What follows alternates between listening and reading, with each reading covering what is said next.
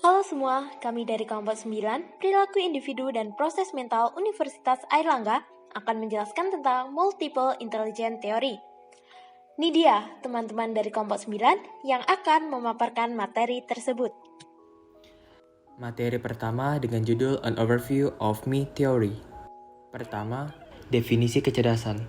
Multiple intelligence atau Me Theory muncul karena usaha dari Howard Gardner untuk mengonsepkan ulang the nature of intelligence. Menurut Gardner, terdapat beberapa kecerdasan yang relatif otonom dan membuatnya sebagai ciri khas atau profil pada suatu individu untuk mencerminkan konfigurasi unik dari suatu kapasitas intelektualnya. Mendefinisikan kecerdasan sebagai potensi biopsikologi yang dapat berperan aktif untuk memproses informasi yang dapat diaktifkan melalui suatu budaya yang mana dengannya menghasilkan pemecahan masalah dan atau menciptakan nilai baru dalam suatu budaya. Kedua, kriteria untuk mengidentifikasi kecerdasan. Hasil penelitian yang dilakukan oleh Gardner menghadirkan suatu cara untuk mendefinisikan kecerdasan dengan menguji kemampuan tersebut seperti berikut. Kriteria pertama berasal dari biologi. Pada saat terjadi kerusakan pada otak, kecerdasan yang ada harus diisolasi. Harus terdapat bukti masuk akal dan otonomi sejarah evolusinya pada saat mengidentifikasi. Kriteria kedua berasal dari psikologi perkembangan. Dalam suatu kecerdasan, harus terdapat histori perkembangan nyata dengan menghadirkan set atau bukti-bukti agar suatu ahli dapat menghasilkan kesimpulan. Kesimpulan tersebut harus memiliki special populations. Kriteria ketiga berasal dari psikologi tradisional. Kecerdasan menunjukkan suatu bentuk latihan yang relatif mandiri dengan melalui hasil pelatihan keterampilan tertentu. Selain itu, juga melalui low correlation dengan kecerdasan dalam studi psikometri. Kriteria terakhir berasal dari analisis logikal. Kecerdasan harus memiliki operasi inti yang dapat diidentifikasikan dan operasi tersebut harus rentan terhadap proses encoding dalam sistem simbol. Dengan menggunakan kriteria ini, untuk mengidentifikasi kecerdasan, Gardner mendasarkan pengembangan teori multiple intelligence dalam analisis data empiris. Selanjutnya, yang ketiga ada identifikasi kecerdasan. Menurut Gardner, terdapat 8 hasil pengidentifikasian kecerdasan sebagai berikut. Yang pertama, linguistic intelligence, yaitu kemampuan untuk memahami dan menghasilkan tulisan atau perkataan yang memiliki suatu makna. Adapun contohnya seperti penulis dan pembuat puisi. Kedua, logical mathematical intelligence, yaitu kemampuan untuk memanfaatkan penalaran numerik, abstrak, dan penjelasan logis dalam memecahkan suatu permasalahan. Adapun contohnya seperti matematikawan, saintis, dan programmer. Ketiga, yaitu musical intelligence, kemampuan untuk memahami dan mengerti makna dari hasil suara. Adapun contohnya seperti musisi dan komposer. Keempat, yaitu spatial intelligence, kemampuan untuk memahami, memodifikasi, dan membuat gambar visual dan atau spasial. Adapun contohnya seperti desainer grafis dan arsitek. Kelima, yaitu bodily kinesthetic, merupakan kemampuan untuk menggunakan seluruh atau sebagian tubuh untuk memecahkan suatu permasalahan.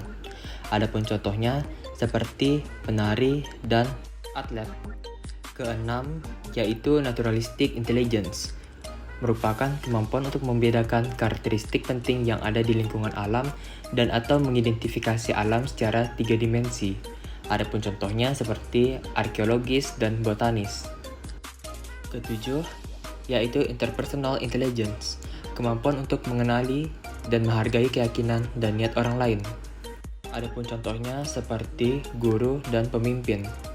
Dan yang terakhir, kedelapan, intrapersonal intelligence, kemampuan untuk memahami dan menggunakan pemahaman yang dimiliki untuk mengatur diri.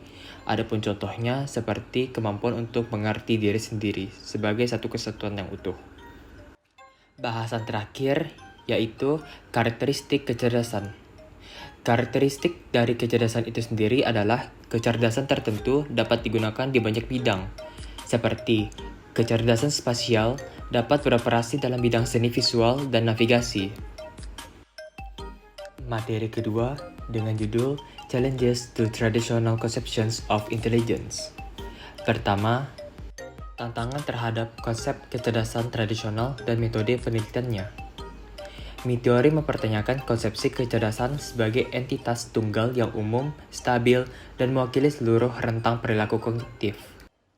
Teori menjelaskan bahwa ketika berbagai bidang dinilai, individu akan menampilkan profil kemampuan yang berbeda, dan korelasi di antara beragam kemampuan tidak akan tinggi. Kedua, tantangan terhadap teori Piaget dan metode penelitiannya. Piaget berpendapat bahwa perkembangan kognitif memberikan persepsi yang berbeda secara teoritis. Melalui pandangan psikometrik, Piaget menekankan sifat perkembangan kecerdasan secara kualitatif daripada kuantitatif. Piaget berasumsi bahwa perkembangan kognitif pada dasarnya adalah hasil dari kemampuan anak yang mempunyai kecenderungan dalam mempelajari dunia luar secara spontan. Namun, pada multiple intelligence theory berpendapat bahwa pertumbuhan progresif dan produktif terjadi dalam bidang intelektual apapun. Kondisi lingkungan yang spesifik harus disajikan secara sistematis dan berkelanjutan dari waktu ke waktu. Teori multiple intelligence atau yang selanjutnya disebut dengan teori MI menyatakan bahwa manusia memiliki tingkat intelektualitas yang bersifat plural, dinamis, dan tiap tipe intelektualitasnya memiliki derajat yang setara. Pendekatan MI mengakui intelektualitas siswa pada bidang linguistik, logika, dan bidang-bidang lainnya. Atau dalam kata lain, MI mengukur tingkat intelektualitas dengan cara yang berbeda-beda sesuai dengan bidang spesialisasi yang dimiliki oleh masing-masing siswa. Kemudian, dalam beberapa kasus, sense of success pada suatu bidang akan meningkatkan potensi seorang siswa untuk engage di bidang lain yang kurang ia kuasai. Hal ini menandakan bahwa teori MI tidak hanya mengklasifikasikan tingkat intelektualitas siswa, tapi juga dapat menjadi jembatan bagi seorang siswa untuk mentransfer kekuatannya dalam satu bidang ke bidang lain. Kemudian, teori MI dalam halnya assessment memiliki beberapa pokok pembahasan seperti yang pertama, instrumen. Using media appropriate to the domain. Dalam mengukur berbagai macam kapasitas unik yang dimiliki oleh tiap-tiap individu, kita membutuhkan yang dinamakan dengan intelligent fair instrument. Pengukuran yang dilakukan melalui intelligence fair instrument bersifat luas atau fleksibel terhadap jenis intelektualitas. Tidak seperti alat ukur intelektualitas tradisional yang cenderung menjadikan aspek logika atau linguistik sebagai satu-satunya tolak ukur. Misalnya, dengan kita menerapkan intelligence fair instrument, kita mengukur kecerdasan kinestetik dengan cara menguji bagaimana seseorang dapat mempelajari dan mengingat gerakan tari. Atau, kecerdasan interpersonal dapat diukur dengan cara mengobservasi bagaimana seseorang berinteraksi dengan orang lain pada berbagai situasi sosial. Komponen yang kedua adalah materials, engaging children in meaningful activities and learning. Agar asesmen MI dapat berjalan dengan lancar, kita harus berhati-hati atau be considerate dalam memilih materi asesmen yang tepat. Dalam kasus ini, perlu diketahui bahwa materi yang seseorang berikan dalam asesmen harus bersifat umum, familiar, dan bermakna bagi target audience atau dalam kasus ini anak-anak. Hal ini juga dengan menimbang fakta bahwa perbedaan faktor kultural dan geografis menyebabkan perbedaan pula pada pengalaman dan pengetahuan yang dimiliki oleh masing-masing anak. Dan jika memang materi asesmen yang diberikan tidak familiar dengan target audience atau dengan anak-anak, kita harus menyediakan tahap eksplorasi terkait dengan materi sebelum proses asesmen dimulai. Selanjutnya adalah konteks, focusing on ecological validity and relevance for instruction. Salah satu komponen yang paling penting dalam pembentukan konteks pada asesmen MI adalah validitas ekologis, atau lebih tepatnya adalah bahwa suatu lingkungan tempat dilakukannya asesmen harus bersifat natural dan familiar terhadap subjek asesmen. Mengapa? Karena seperti halnya proses belajar, Assessment bukanlah suatu one-shot experience atau pengalaman yang terjadi hanya pada satu waktu saja. Akan tetapi, assessment merupakan suatu ongoing proses yang harus diintegrasikan dengan lingkungan belajar yang alami. Studi menunjukkan bahwa hasil assessment yang dilakukan dengan landasan konsep one-shot experience seringkali tidak akurat, dan sebaliknya, proses assessment yang dilakukan dengan senatural mungkin dan sesuai dengan lingkungan subjek akan memudahkan guru atau penguji untuk mengobservasi performa muridnya dalam berbagai situasi dan dari waktu ke waktu. Terakhir ada purpose, portraying complete intellectual profiles to support learning and teaching. Seperti yang kita ketahui, biasanya tes inteligensi tradisional dilakukan dengan meranking intelektualitas siswa berdasarkan satu nilai kuantitatif, seperti misalkan nilai ulangan matematika atau bahasa. Dan biasanya pula, pengajar terlalu fokus mengadakan remedial untuk memperbaiki kelemahan siswa, dan bukannya men-highlight dan mengembangkan kelebihan yang dimiliki oleh siswa. Dan tes-tes tradisional ini seringkali tidak representatif terhadap kompleksnya intelektualitas yang dimiliki oleh manusia, dan malah memberikan suatu sekat bagi siswa untuk melakukan eksplorasi terhadap bidang minat yang ia miliki. Oleh karena itu, tes MI hadir untuk menghilangkan kultur-kultur usang di lingkup akademik seperti ranking, labeling, dan kecenderungan untuk fokus terhadap kelemahan siswa. Tujuan asesmen MI adalah mengidentifikasi tipe inteligensi dan mendukung siswa sesuai dengan potensi dan profil inteligensi yang ia miliki. Dalam hal ini, mencakup kelebihan, kelemahan, hingga minat. Dan dari hasil asesmen tersebut, siswa akan diberikan feedback konkret berupa saran, tunjuk, atau sekadar informasi. Kemudian, dari sisi lain, tenaga pengajar juga akan lebih mudah dalam merumuskan suatu metode pedagogis untuk memaksimalkan potensi yang dimiliki oleh seorang siswa. Selanjutnya adalah pembahasan tentang MI-based assessment tools in early education. Gartner dan rekan-rekannya yang tergabung dalam Project Zero Universitas Harvard merancang program yang menampilkan program baru untuk penelitian sejak puluhan tahun yang lalu. Mulai dari sana, bermunculanlah upaya untuk mengembangkan penelitian berbasis MI di seluruh dunia.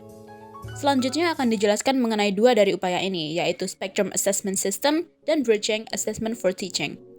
Meskipun kedua instrumen tersebut dirancang untuk digunakan pada anak-anak di awal masa sekolahnya, prinsip dan fitur instrumen dapat diterapkan untuk penilaian individu di seluruh rentang usia.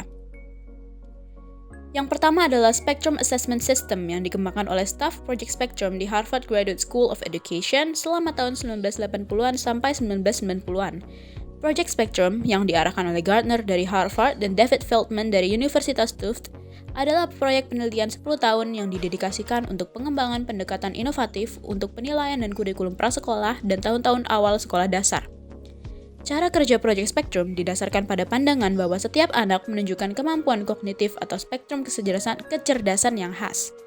Kecerdasan ini tidak tetap dan dapat ditingkatkan dengan pendidikan, seperti lingkungan yang kaya dengan material-material yang merangsang yang mendukung pembelajaran dan pengekspresian diri. Spectrum Assessment System meliputi 3 komponen, yaitu the Practical Assessment Activities disebut sebagai activities, the Observational Guidelines disebut sebagai guidelines, dan the Spectrum Profile yang disebut sebagai profile.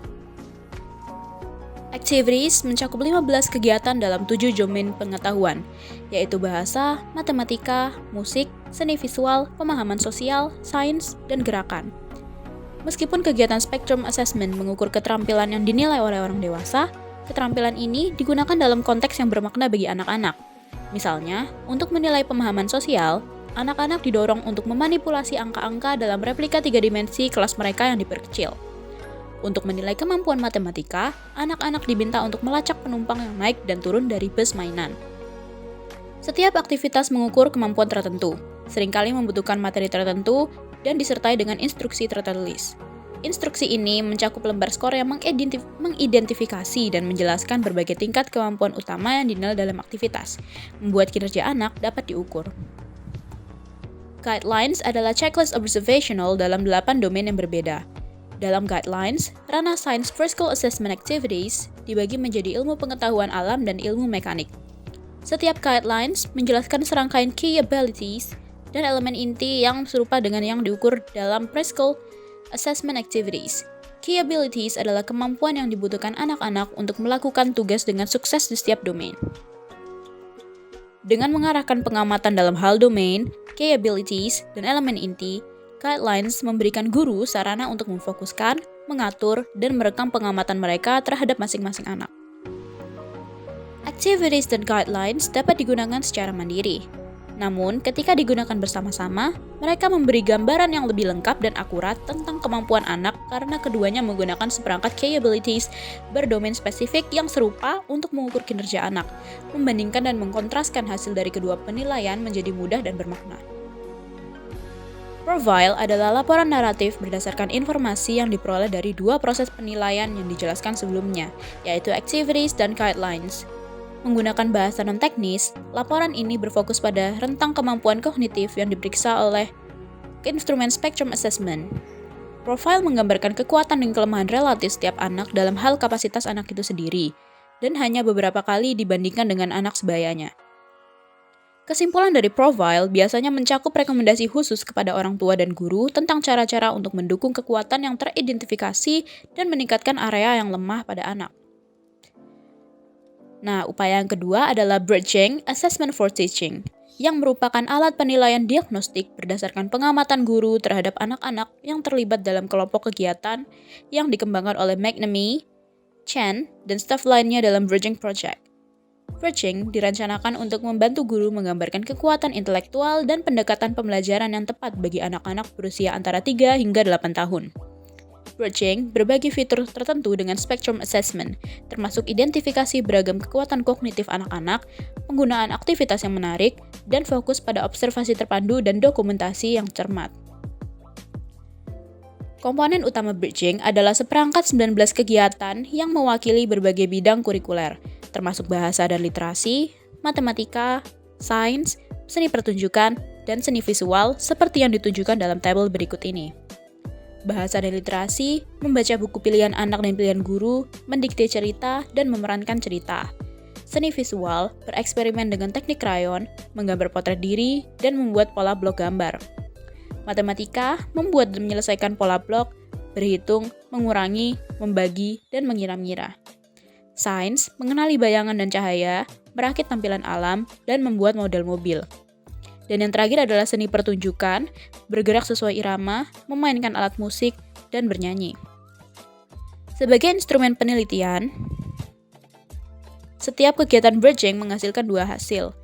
Yang pertama, deskripsi tingkat kinerja anak yang mencerminkan penguasaan keterampilan tertentu dan pemahaman konsep-konsep tertentu dalam suatu bidang subjek. Dan yang kedua, deskripsi pendekatan kerja anak ketika terlibat dalam tugas. Apabila hasil pertama berfokus pada isi belajar anak, penilaian pendekatan kerja, yaitu penilaian yang kedua ini, memberikan informasi tentang proses bagaimana seorang anak belajar. Oke, selanjutnya ada Empirical Studies of Children's Diverse Cognitive Abilities. Dari referensi ini, terdapat 4 penelitian terkait validitas penilaian berdasarkan MI teori. 2 studi pertama menggunakan bentuk Spectrum Assessment System, sedangkan 2 studi yang terakhir menggunakan sistem Bridging.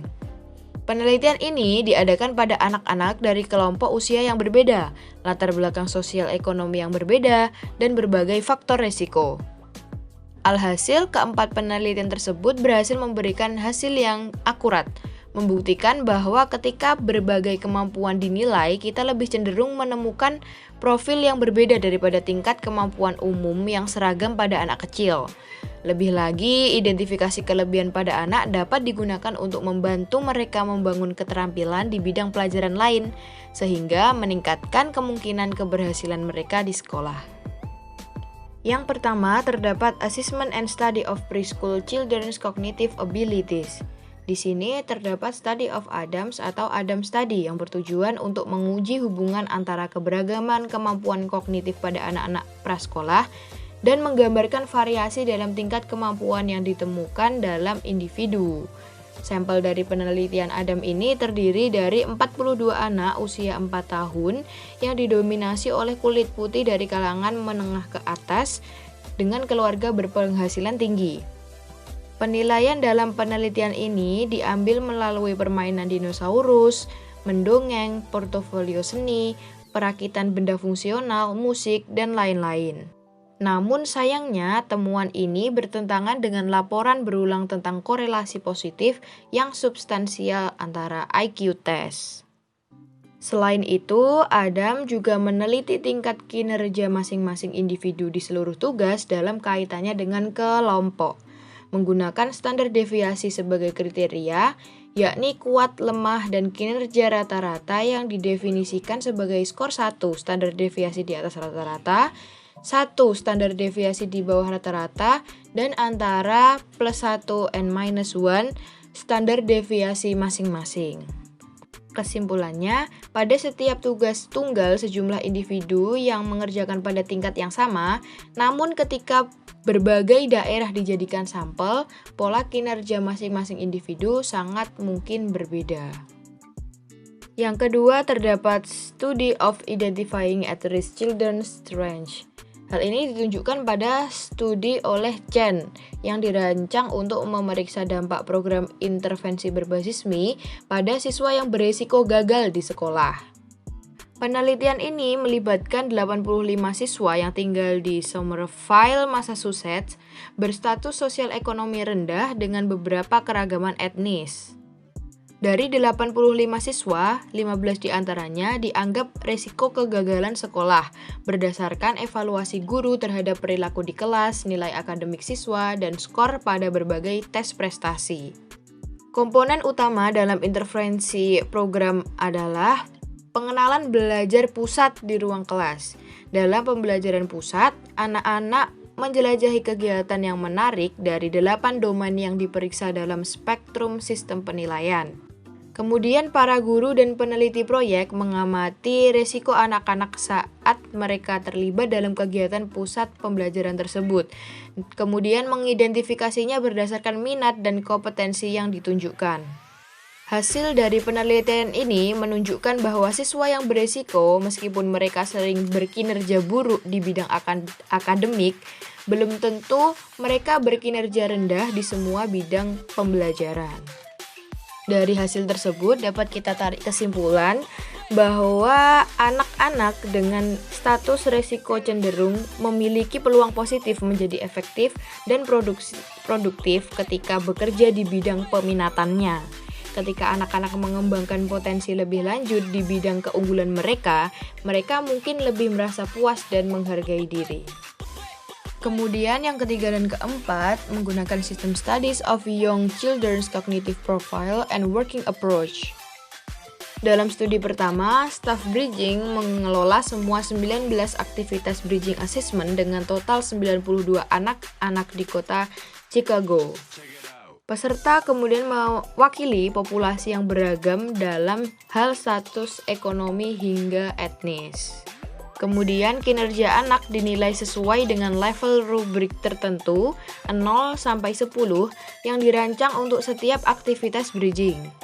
Ada hal yang perlu diperhatikan dalam hal ini, yakni korelasi antara skor pada aktivitas yang dilakukan dan profil kinerja individu pada 19 kegiatan yang dicirikan oleh kekhususan daripada keumuman dan keseragaman. Selanjutnya, profil intelektual setiap anak dianalisis dalam 2 indikator deskriptif, yaitu rentang dan varians.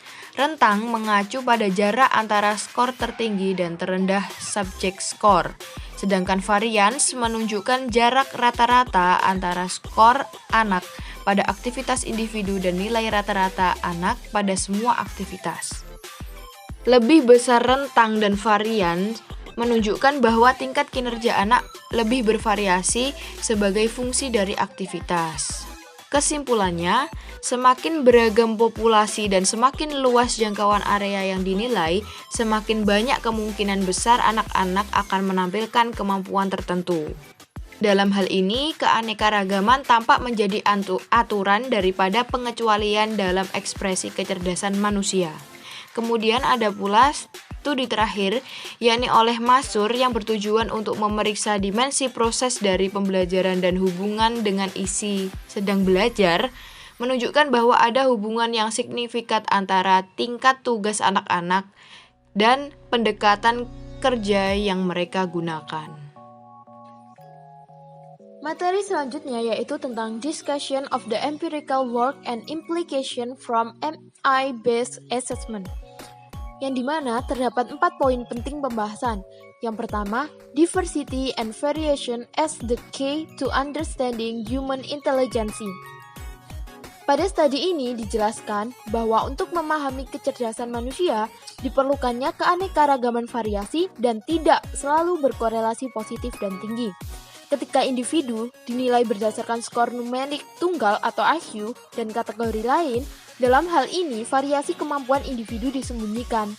Sehingga dapat disimpulkan bahwa kecerdasan manusia tidak dapat dinilai hanya dengan satu variasi saja.